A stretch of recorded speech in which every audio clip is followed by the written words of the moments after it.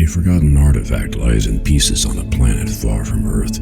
Few know it exists except those who took it back and those whose ancestors created it. 4 young people are thrown into a race against emissaries of the gods to find its pieces. Mistrust, greed, and magic are tangled in an endless web. What will the fate be of the universe once it is found and reassembled? Get Scepter of the Gods, The Rod of Truth now on Amazon, and get wrapped up in the saga that will not let you go.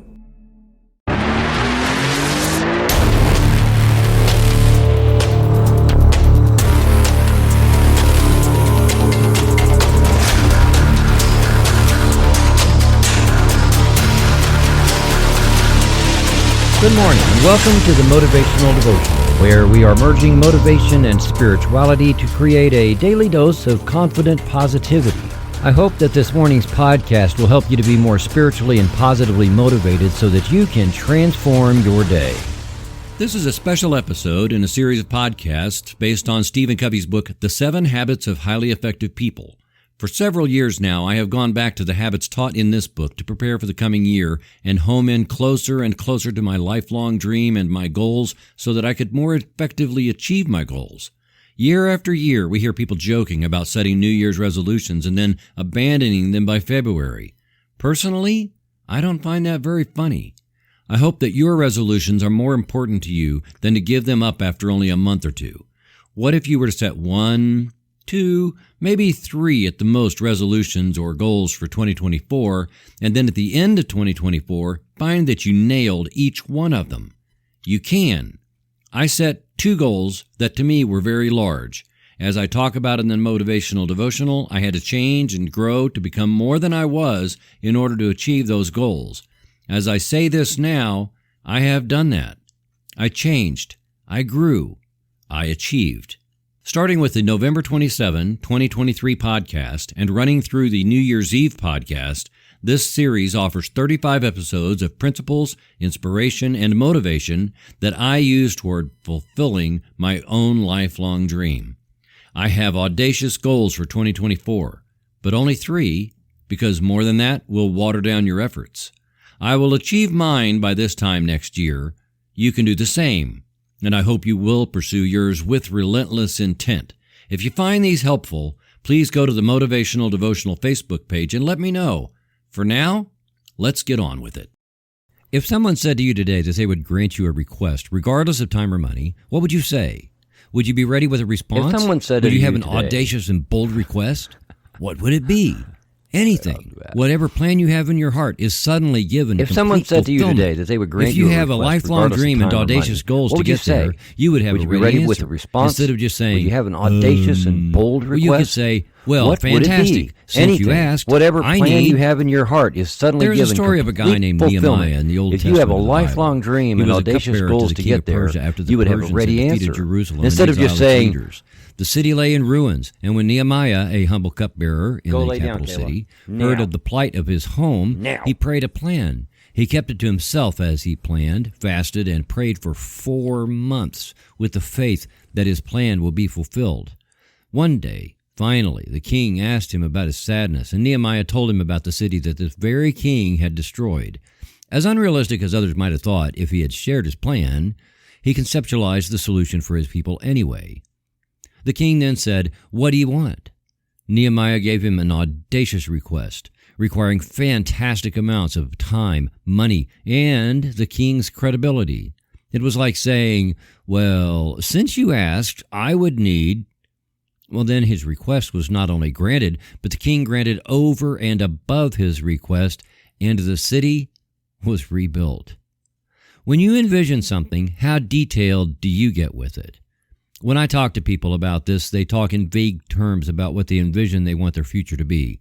They will usually connect their vision with some self-defeating comment about how it will never be, and so it's understandable that most people don't get too carried away with the details of what they envision. But that's the critical tipping point. The more detailed you get when you envision your lifelong dream, the more it will be real to you, and the more it will feel like something you feel confident you can live into, and the more you will see it in your mind's eye. Anything you only think of in vague terms, like through a smoky haze, is something you can more easily let go. After all, it wasn't real anyway. But think about Nehemiah. He got very detailed when he was envisioning what needed to happen for his people. He nailed it down to the last detail, and so when the opportunity came to accept the means to live into his dream, he was ready, and he just laid it out there. If he had told the king that he would get back to him on that, the king might have well changed his mind and not granted it all. After all, how much could it mean to Nehemiah if he had no clue what he wanted? How much would your lifelong dream mean to you if you have no clue what you really want? If you are vague on the details, if you have terms like a big house or to be wealthy or to travel the world, well, those are vague. How are you generating that income? Who are you with? What are you creating with your time? When you envision yourself at the end of your life, what are the details surrounding you, like family, occupation, recreation, and meaning? Nail those down and write them down, and then set goals to track them down. We aren't cupbearers to a king, but the creative power of the universe is far more resourceful.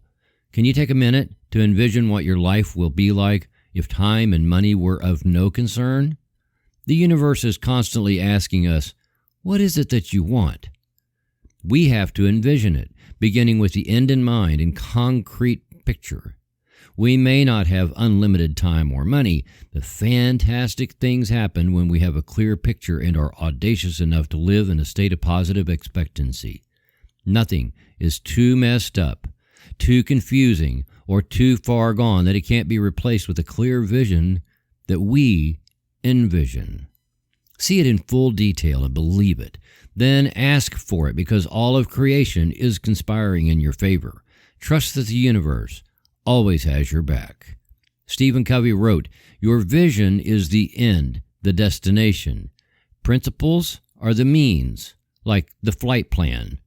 Vision is who you really are and what you could become.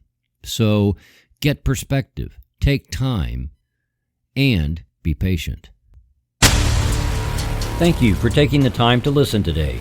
Please help keep this podcast going by following the Motivational Devotional Facebook page, following @Threefold Way Radio on Twitter, and sharing the written format of today's message from motivational-devotional.com on your social media. I am deeply grateful for your support, and thank you for letting Motivational Devotional be part of your journey. Peace out. See you tomorrow.